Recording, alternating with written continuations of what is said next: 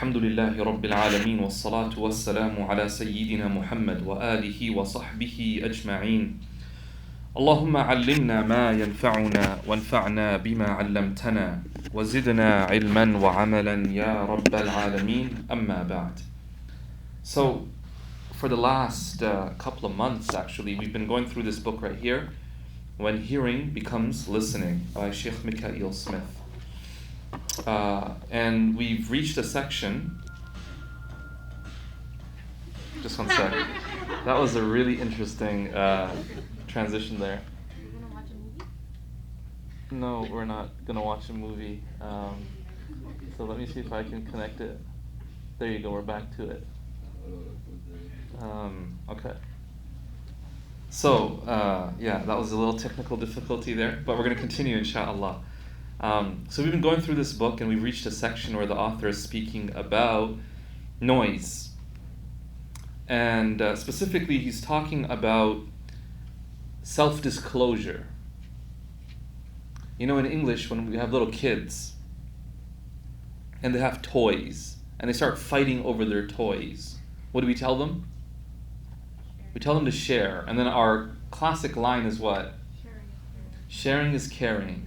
You know, for adults, that sentence takes on a different meaning. With children, you tell them, show your friend that you care by sharing your toys. With adults, sharing is caring. Show your friend that you care about them by sharing part of yourself. Sharing yourself. What do I mean by that? That's what this slide's about. He says, when attempting to build a deeper relationship with someone, it's important to risk going deeper and revealing something personal. By sharing something more personal about yourself, you start to now develop a deeper connection to that person. And when we feel safe enough to share, think about that. In the past, when you have felt close to someone, almost always it'll be after having shared something with them. Something personal, something that is vulnerable. That's why when you struggle together, you come together. People go camping and they come together. Why? Because there are moments of vulnerability. Moments when you're tired. Moments when you're a little upset. Moments when you're hungry. Moments when you've gone through something and it was a little scary. But it brings you together, closer. That's because you shared a moment of vulnerability with someone else. Have you guys noticed when people go for Hajj, they sometimes never forget their Hajj partners? Have you seen that? I know like multiple people like this. They will remember, I went for Hajj with that guy. I went for Hajj with that person. Well, the question becomes, what is it about Hajj that brings people together? Of course, it's the beauty of the occasion and the sacred nature of that journey, but it's also how difficult Hajj is. Hajj is not easy. I mean, this past year was quite tragic in many ways. People passed away. People died. Hajj is not easy. So you struggle together. You go for long walks from one area to another in the desert heat with someone, sharing like electrolytes and stuff. Trying to use washrooms that are like used by hundreds of thousands of people and sharing it with them. You just develop a bond as you suffer together. And there's vulnerability in that. And so that's why you get to know people when you travel.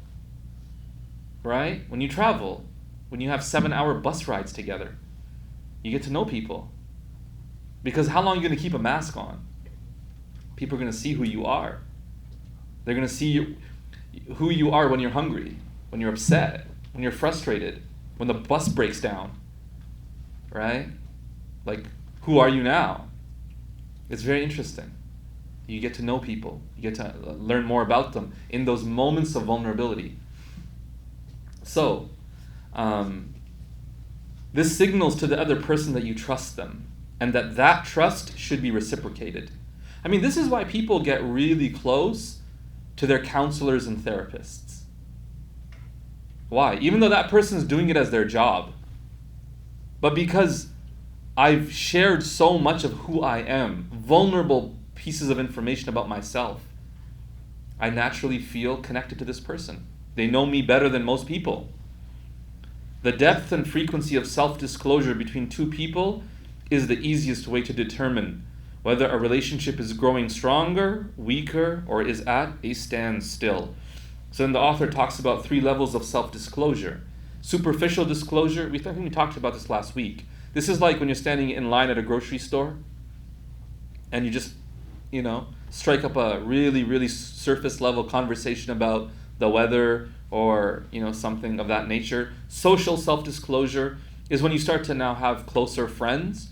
Core self-disclosure is some of your most deepest and private things about yourself. When you share those things. For many people, they'll only share that with their spouse. Right? They'll only share that with like a lifelong friend. And no one else will know about it. And so these are different levels. It's key. It's very important to have people in our lives that we can share these things with. But I cannot emphasize this point enough. We have to ensure that we're sharing these details, these private details, with the right people. With the right people. And you don't find the right person in 2 weeks. Someone who shares their most private details in 2 weeks is called an oversharer. It's not a good thing. That's not a good thing. It's something to learn, to regulate how much you share. Number one, so you don't overwhelm people. Do you know what I mean? Like, second meeting and you're just, mashallah, trauma dumping. The other person's like, what's going on here? Right? Like, this is not what I thought this was going to be. I just barely met you. I don't need to know that about your parents and this and your details. I don't need to know that. And so to learn, like, what's a safe and healthy amount of disclosure. So we do need people so that we can feel supported, but they need to be the right people. Some details really probably only should be shared with professionals who can handle the seriousness of it so that they can actually help you. They can actually help you and support you. And sometimes it happens to us, is that people will share stuff and it's so much for us that we don't want to see them again. Not because we don't actually want to see them, but because we're uncomfortable with having to like hold all that information. And so our responsibility becomes, as people who share, to be more considerate of who do I share with and how much do I share with them? And how much can they handle? Because sometimes people will say, well, I shared with the wrong person. I shared and I got rejected. Well, maybe you didn't share at the right time. Maybe it was too quick. Maybe it was too much. Do you get what I'm saying? And so it's a matter of self-regulation. So this is something to learn. Now, we were talking last week about our communication with Allah. Communicating with human beings, but also our communication with Allah. What's the status of our communication with Allah? The Prophet ﷺ taught us du'as. He taught us many du'as, the wording that he taught us. Those are prophetic supplications. They're known in Arabic as al-ad'iyatul ma'thuratu anin nabi sallallahu alayhi wasallam. Du'as that have been attributed to the Prophet ﷺ. And they're super important. But a lot of us only stick to that. And in that way, we only develop a very mechanical relationship with Allah. So we just recite words. Words that sometimes we don't even know what they mean. Because I've learned, رَبَّنَا آتِنَا فِي الدُّنْيَا حَسَنَةً وَفِي الْآخِرَةِ. I don't know what it means, but I'm just saying it. رَبَّنَا أَفْرِغْ عَلَيْنَا صَبْرًا وَثَبِّتْ أَقْدَامَنَا رَبَّنَا هَبْ لَنَا مِنْ أَزْوَاجِنَا وَذُرِّيَّاتِنَا. I don't know what it means, but I've learned these words, so I'm just saying them. Inshallah, Allah will still reward you. But what about that really unique struggle you have going on in your life that you need to ask Allah about? But I don't know the Arabic dua for it. You don't have to have an Arabic dua for it. Because we don't do that with friends. We don't meet a friend and be like, okay, what's the script that I prepared? Like, what are you doing? We're just trying to have coffee here. Like, I don't need your script. Just talk to me. And then sometimes with people, we have what's called, he says, stylized language. When you know someone really well and you know them for some time, you develop your own kind of codes and like words that hint towards this, and a specific handshake. You ever seen like sports teams? I don't know how they remember them. You ever seen like basketball players? They have like a unique handshake for everybody on their team. Dude gets traded, next guy comes. I'm like, how do you remember that? Y'all should be half of the Quran. Because like they can remember these long handshakes, one after the other. I'm like, y'all practice that? Like, what do you do? Right? Like AI wasn't practicing ball, but he was practicing his handshakes. Like, what are we doing? Right? People, they remember because they develop special connections with people. And so, with Allah, how do we talk to Allah? Ibn Ata'illah, one of the great scholars of our tradition, look at his dua. It's so real. What does he say? He says, "Oh Allah, you're ever present. Why should I search for you then? Oh Allah, you're ever mindful. You know everything. So what should I even say, oh Allah? Oh Allah, heaven is bright and beautiful beyond compare, but if I don't get to see you, it is painful and searing." I'm not sure if you're familiar with this concept. On the Day of Judgment and in Jannah, in paradise, the believers will see Allah. And this is the greatest blessing any human being can have. To see Allah subhanahu wa ta'ala. And nobody understands what that is like. We don't understand what that's like. But we will have the honor, if we attain paradise, to see our Lord. That's what he's talking about here. He said, "Oh Allah, heaven's going to be amazing. But if I don't get to see you, Ya Allah, it's not going to be the same." Do you understand? Because that's a relationship with Allah. That's not just I have a bunch of duties and tasks that I need to check off, and that's me and Allah. Allah is the master, I'm the servant. I have a bunch of things I need to do in my life, so I do them, and that's that. The way he's talking, it's like a relationship. Some of us with Allah, we're like employees. Do you know what I mean? You show up to work every day, my 5 prayers are the job that I have, check them off, and I go back home. A lot of us don't like work. We show up because we have to do it, and we go. We don't enjoy the work that we do. But it's different when you develop a relationship with someone. Hopefully with your friends it doesn't feel like work. Hopefully. Hopefully it feels like a relationship where they invest in you and you invest in them. You take out time for them, they take out time for you. You do stuff with them, they do stuff with you. And you really enjoy that time together. That's meant to be our relationship with Allah. And look at his words. It reflects a relationship. Because imagine your friends like, you say like, "Yo, let's hang out." They're like, "You know what? Yeah, let's meet at this restaurant or something." You show up, they're like, "Yeah, I already paid for the bill. The food's going to come. Order whatever you want. I can't come. I won't be there. But like, food's all paid for. Everything's taken care of." You'd be like, that's not what this is about. I know I'm here like at a restaurant, but it's not about the food. A relationship is about the person. That's what Ibn Ata'illah is saying. Ya Allah, I'm going to show up in Jannah, it'll be beautiful. But I'm not in Jannah for Jannah. Ya Allah, ultimately it's a relationship with you. And if I don't get to see you, then it's going to be painful. Do you understand how this is a very different perspective? And I really believe a lot of us have not grown up with that kind of framework in regards to our understanding of who we are and who Allah is. And if we can start to reframe that, suddenly your worship, your obedience to Allah, your submission to His commands takes on a whole different meaning. Do you get that? Because in relationships, you don't always sit there and question, is this my responsibility or yours? You don't always do that.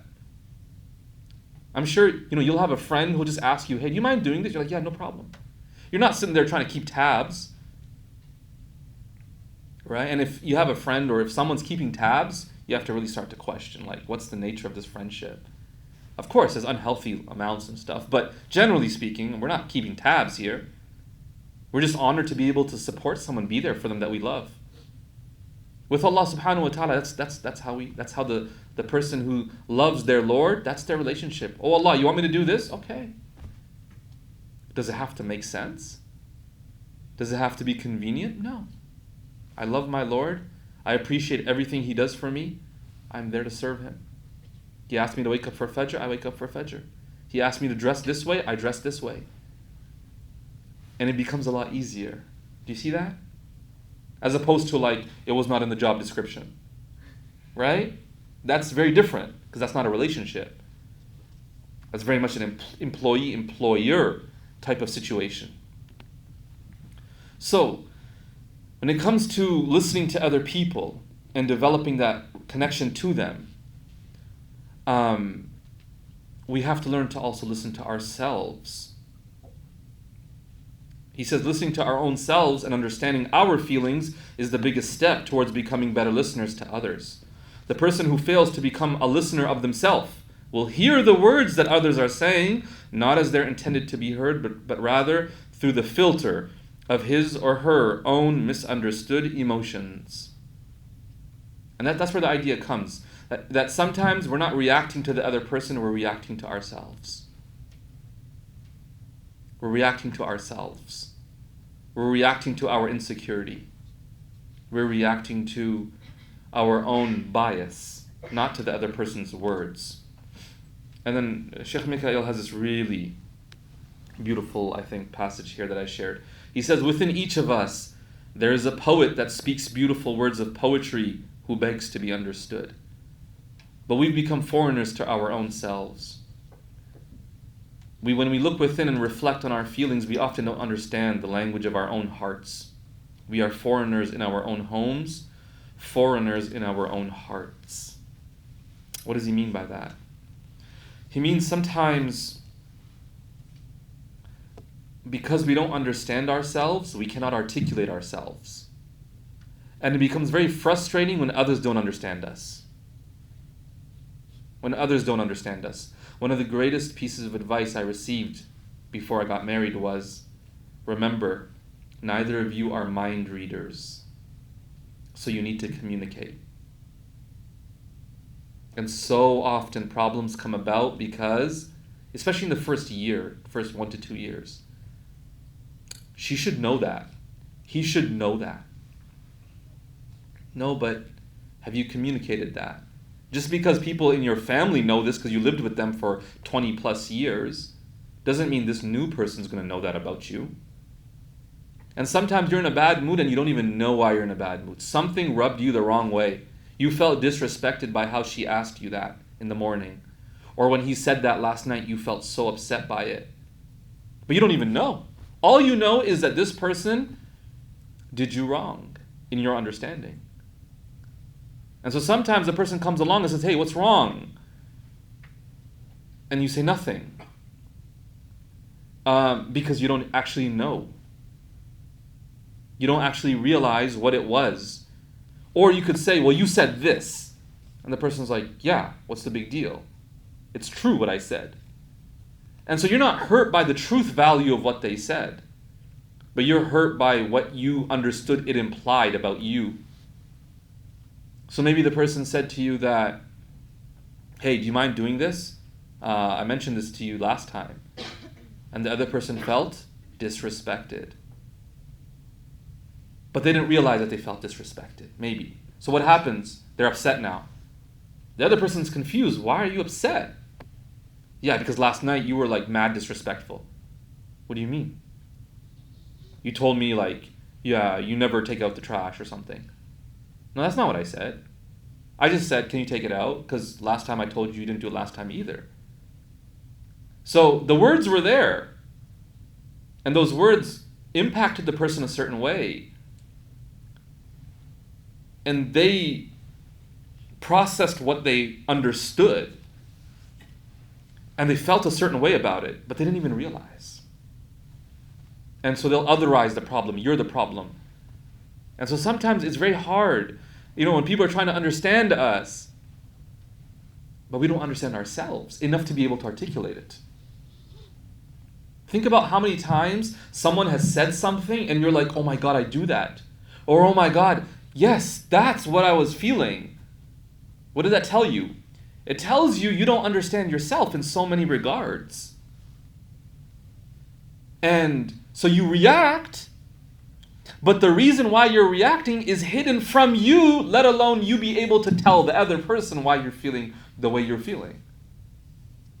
Because we don't listen to ourselves. We don't pause to ask, wait, I'm really feeling negative right now. Why? What caused this? And easily, like, a person could jump to, because that person said that. Okay, they said that. But why does that offend me?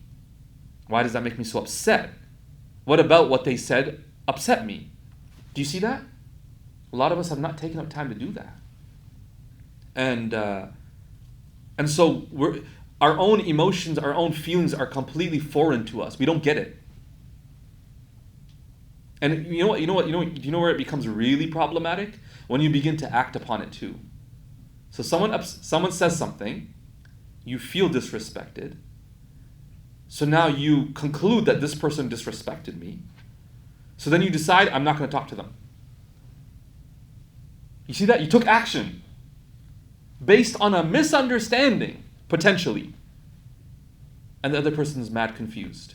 What happened? Why are you not talking to me? And this person's like, oh, sometimes they'll say nothing, there's no problem. And in their head, you should know what you did wrong. Really? No, we're not mind readers. This is one of the most valuable pieces of knowledge or advice I received. You're not a mind reader, and neither is she. You want them to know something? Communicate it. But it's not as meaningful. Yes, it is. It's absolutely meaningful. Just like you're desperate to know what they're thinking and what they're feeling, they're desperate to know what you're feeling and thinking. Just share. Do each other a favor, share it.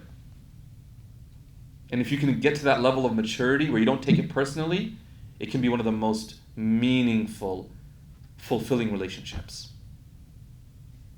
But it takes practice. Because you need to know what you're feeling to be able to communicate it.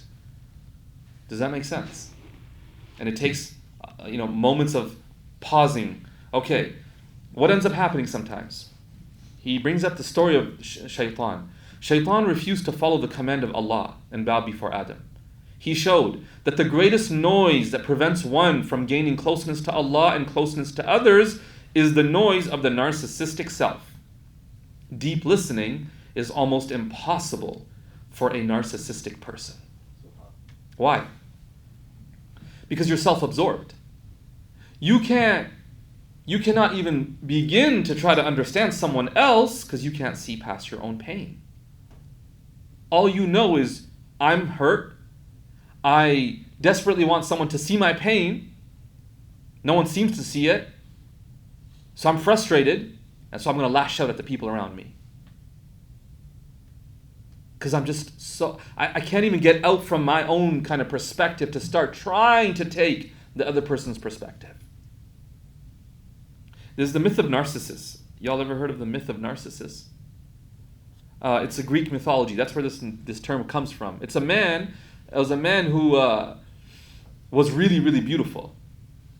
But he was arrogant. So he believed that nobody was good enough for him. And so he was just enamored by his own self. And one day he came to a river and he saw his reflection. And he just fell in love. Stared at the mirror. Not the mirror, sorry. Freudian slip there. Right? Stared at the river. And stared and stared and stared until he fell in. And he died. And it's very interesting because the guy, we now talk about narcissism, is this idea of an obsession with the self. We often talk about like physical obsession with yourself, of how you look, and that's part of it. But it could just be a self-absorption. I'm always thinking about me and how I feel and my own perspective. That's all I can think of. Like, I don't really have time to think about, wait, how's that person feeling? I wonder how that person's doing. I wonder how that person received what I said. I wonder how they received my words. All I can see is my own pain, my own happiness, my own perspective. So you can see why deep listening, almost impossible. Now, I want to talk a little bit about narcissism. Because narcissism really has to do with self-importance. And another major trait in narcissistic people, and I say narcissistic people not as like a clinical disorder, because that's very serious, but as just a trait someone might have, a disagreeableness. So like a hypersensitivity to criticism. Because you only see your own perspective, and probably in your own eyes, you're great. How is it that someone else could ever criticize? Because you can't even pause to like take their perspective and say, maybe they're right. No, because I can't even get out of my head. I'm stuck in my own head. And in my head, I'm great. Do you get it? So there's a disagreeableness. You cannot offer any criticism at all. And then finally, there's a sense of entitlement. When you're so great, of course everybody owes you respect. And everybody owes you preferential treatment. And there's a sense of entitlement. Hey, how come no one invited me? How come no one did this for me? Because it's a me. It's not possible that, maybe they had their own thing going on. Or maybe they had a different reason. Maybe there was just their own personal preference. No, I can't see that because I'm stuck in my own. So this is very normal in young children. So we try to teach them, don't we? We try to teach young children, what would you like if they, how would you feel if they did this to you? What you're trying to say is, try to take their perspective and see how that would impact you. Now, what's scary is that it's found more in individualistic societies, but it makes sense. Levels of narcissism are found much higher in individualistic societies. Now, I want to highlight something that many of us may not know about. It's the difference between two different types of narcissism. When we say narcissism in our culture, we're typically referring to what? The one type that's known as grandiose narcissism. This is the narcissism that we think about when we say the word. The person who's very extroverted, who walks around attempting to dominate everybody and anybody they come in contact with. That walks in a room and expects everyone to give them attention. They want to be the center of attention wherever they go. And interestingly, they have high self-esteem. Previously, we used to believe, some of the research used to suggest that, maybe they lack self-esteem, so they're trying to overcompensate. A lot of research suggests, no, that's not the case. They actually are totally sold on their own Kool-Aid. They've bought into it fully. They believe that they are genuinely really, really good. What's interesting about this type of narcissism is that people with this almost never go for therapy. So therapists don't ever get to treat them or work with them. Because they think nothing's wrong with me. I'm great. They're convinced. Nothing's wrong with me. Why would I go for therapy and seek help? So what therapists more often see is a different type of narcissism, which is known as covert narcissism, or a vulnerable narcissism. This is where you find an individual who does not fit that stereotypical understanding of narcissism. They are not someone who wants to be the center of attention. They're not someone who's... So this is when narcissism takes more of an introverted angle. So now you have an individual who's not very public about things, not trying to be the center of attention, but they still feel entitled. People should notice my absence. People should notice my low-keyness. Do you understand? It's very interesting because you would think that being low-key means you don't want people to notice you. Narcissistic people do want people to notice them. They're just introverted. So they're not comfortable coming in the limelight and demanding all that attention. But it still manifests in a covert way. They usually suffer from low self-esteem, which is why they're so anxious.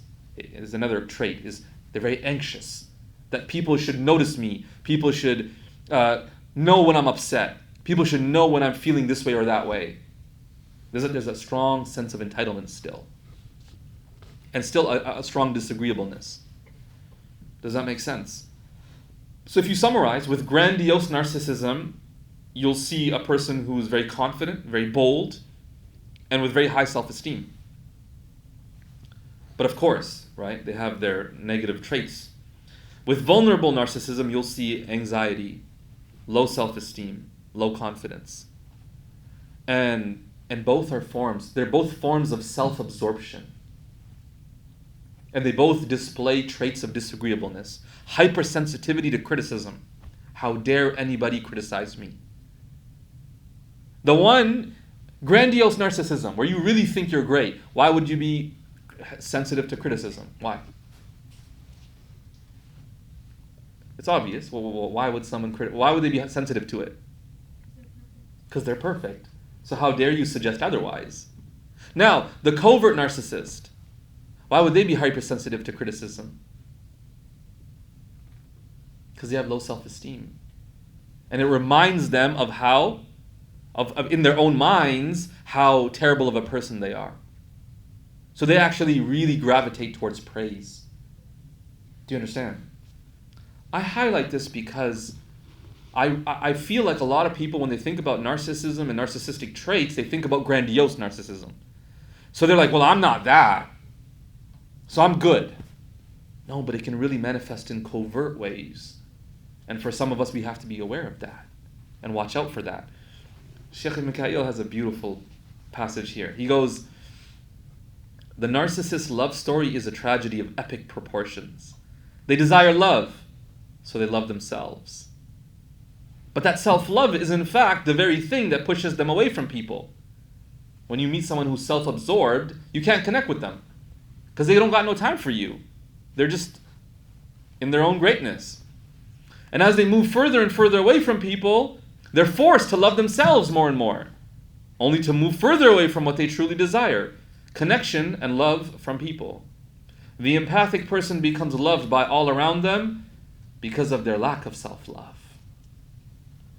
The empathic person, the one who can actually take out time to listen to others and hear what others have to say and what they're thinking, to listen deeply and to take their perspective, makes others feel understood and acknowledged and valued.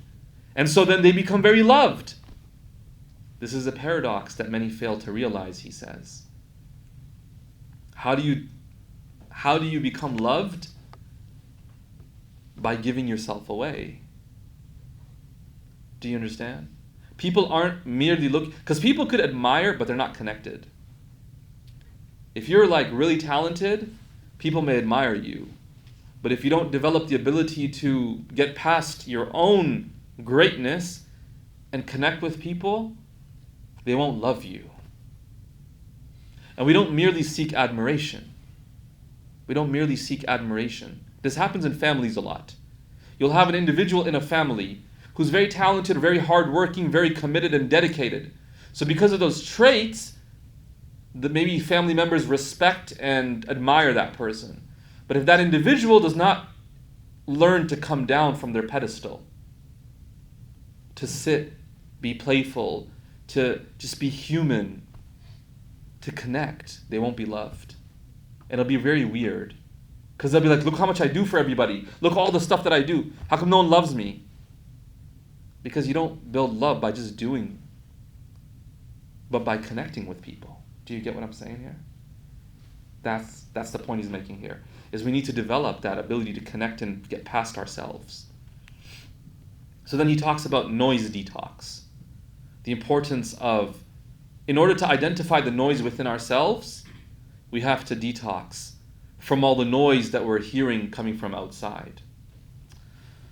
It's a lengthy conversation, so I will stop here, inshallah, and we will continue next week, inshallah. May Allah subhanahu wa ta'ala grant us the ability to recognize the noise within, so that it does not become an obstacle and barrier from our ability to listen and ultimately connect with others. Ameen ya Rabbil Alameen. Wa sallallahu wa sallama wa barak ala Sayyidina Muhammad wa alihi wa sahbihi ajma'een. Walhamdulillahi Rabbil Alameen.